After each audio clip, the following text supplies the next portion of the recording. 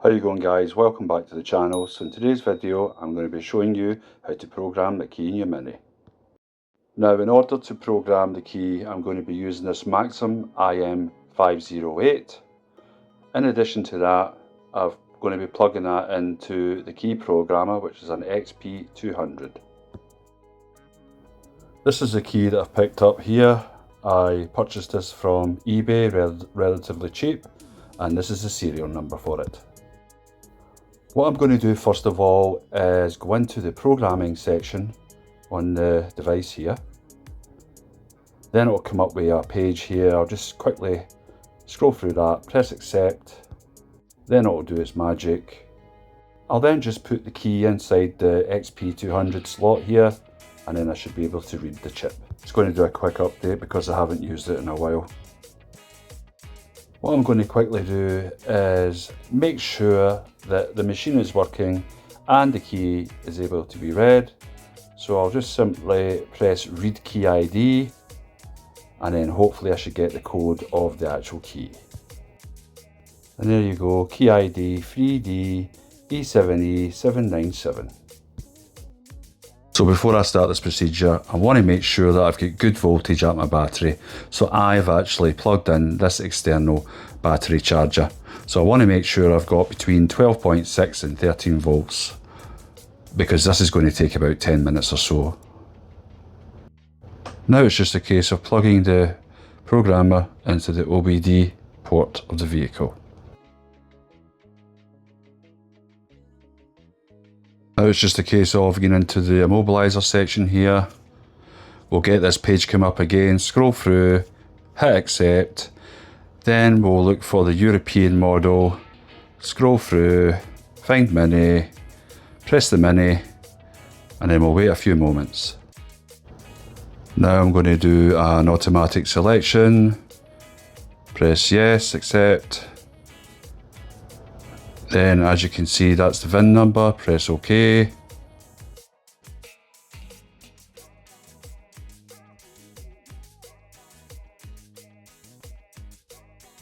Just clarify that all the details are correct for your own vehicle, press OK.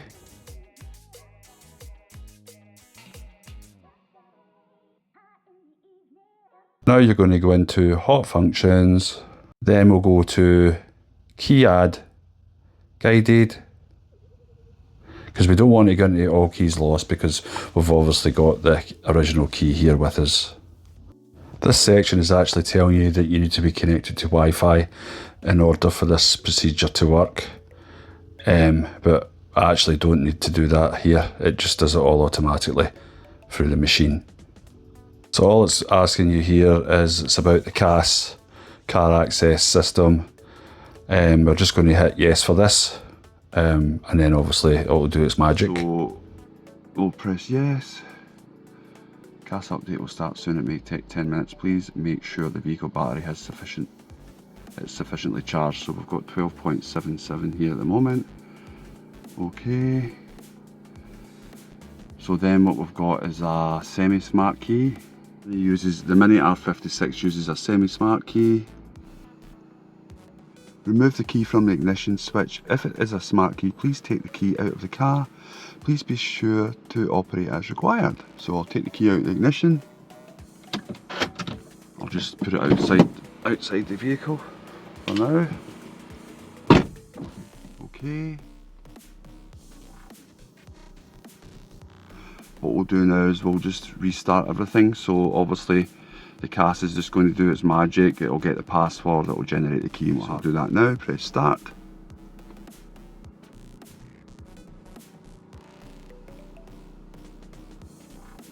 As I say, this can take up to 10 minutes, but usually it's a lot quicker.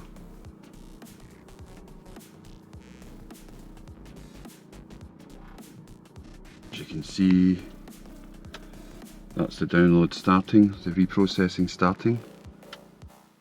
Now we're on to stage 2, which is to obtain the password. So as you can see there, so it reached 30% there, and now it's asking me to switch on the ignition. So I'll just put the key in the slot, turn on the ignition, and we should be good to go.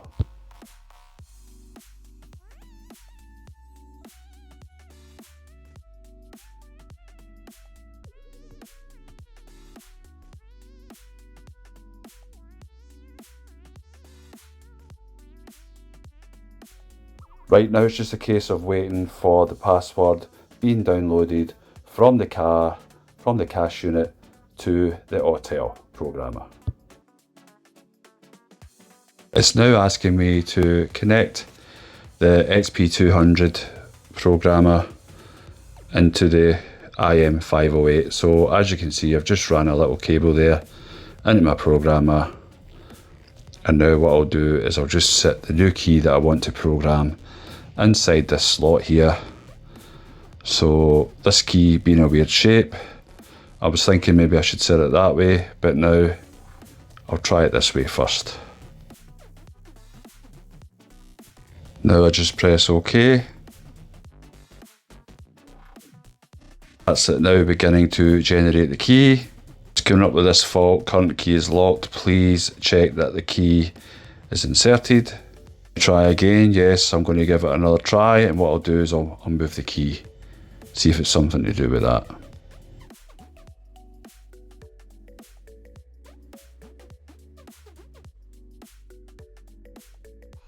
Right, I'm going to give it another go.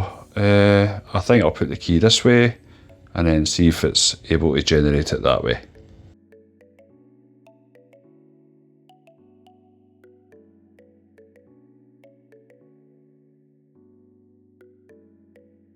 As you can see now, the percentage is now starting to climb, so that's it starting to program the key. Success. So the trick obviously with this programmer, because the key's bigger than the actual slot, just turn the key round. Now this is the real test, so I'll take the key that I've just programmed.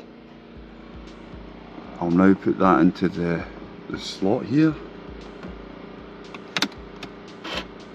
Okay, as you can hear, you heard a sort of sliding motion there. That's a good sign. And then what I'll do now is I'll see if I can get ignition.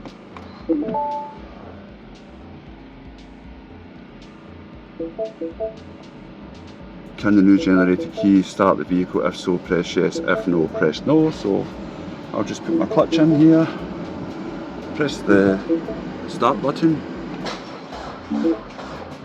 Oh, flat battery, that's not good. Can the newly generated key start the vehicle? If so, press yes. If not, press no. So that was a success, so I'm going to press yes. And now it's just a case of, as you can see there, everything says success. So what I'll do now is just scroll all the way back to the very beginning, and then I'll probably do a scan on the vehicle, just to make sure there's not any faults anywhere and everything's working as it should.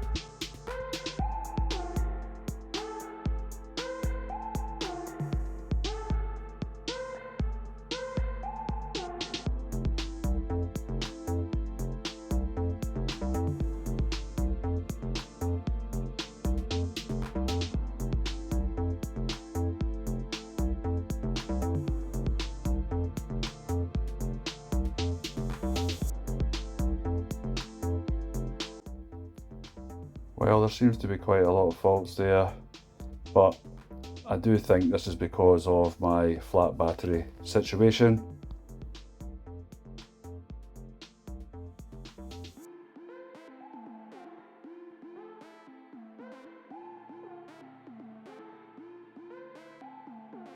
As you can see, these are all absent old codes, and this is probably due to my battery voltage being so low, because it's around about 10.5 or 6 there.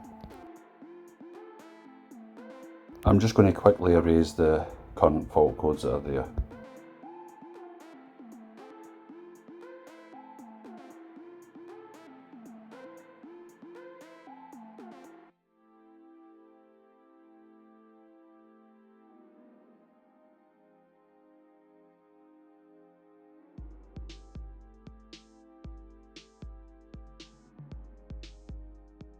Now, as you can see, there's two faults left over in the cash unit and the junction box electronics.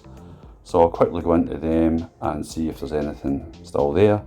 And lo and behold, it's still present. There's a fault there regarding the right fuel sensor. I have been having issues with that on and off, with the fuel gauge showing fuel and then sometimes not. So I'll probably need to change that out at one point. Now the cash unit, I think that's just purely related to the voltage, with the battery voltage being so low at the moment.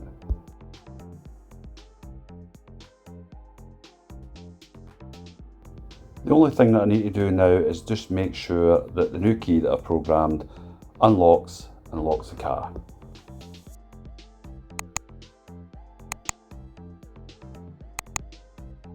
And then I just need to make sure that it unlocks the boot. I don't know why that spoiler's up.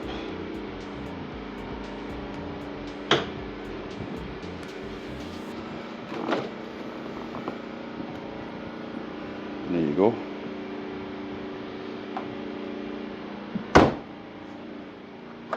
Door's locked, unlocked with the new key, and then the passenger side, if I press it again, that opens as well. So that's it, all good.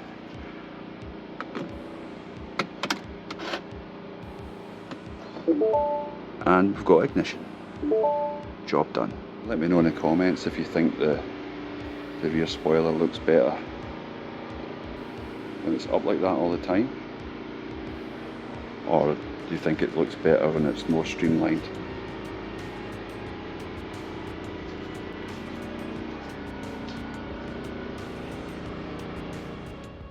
Okay, and now to prove that it actually starts the vehicle.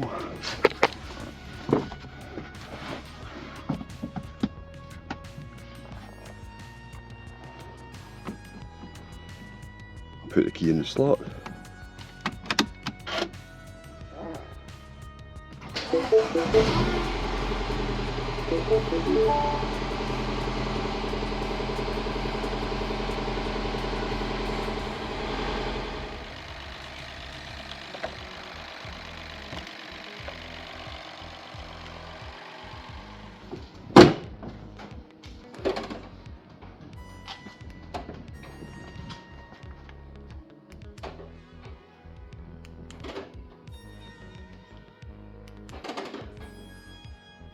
The only thing that would be left to do now is actually make the actual blade of the key, which you insert into the door if obviously your battery goes flat and you can't get into the vehicle.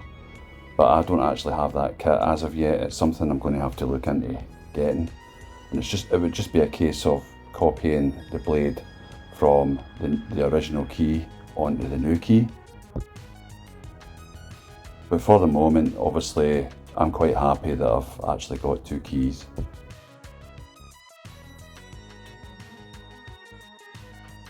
What I'll do now is I'll quickly show you my original key.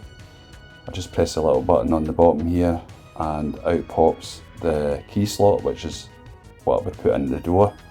Then I've got my new key, and as you can see, the two blades are very much different. One of them's been engraved there. That's unique to my car, to my ignition barrel. So I would need to get the kit, the key cutting kit, and then obviously cut the new blade to suit.